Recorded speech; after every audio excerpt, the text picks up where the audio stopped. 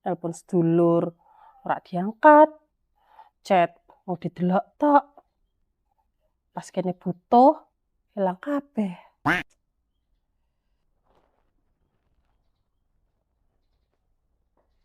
Assalamualaikum Mbak Ida. Waalaikumsalam Mbak Dia. Mbak Ida, sampean ana apa? Kok lesu men to? Kok sedih kayak ngono to, Mbak?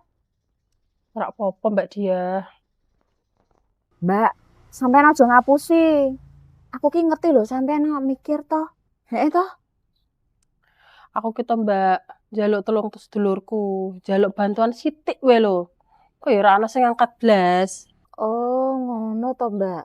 Kadang ki aku mikir Mbak Dia, nek pas sedulurku butuh, aku lho iso bantu. Lah kok giliran aku sing butuh. Lah kok ora ana sing ngewangi aku. Kok ngene men ya Mbak uripku Mbak.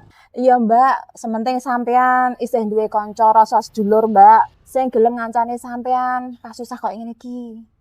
Heeh Mbak Dia. Untungnya aku jek duwe sampeyan ya Mbak Dia. Ya jelas to, Mbak. Aku kan kanca plus tanggamu.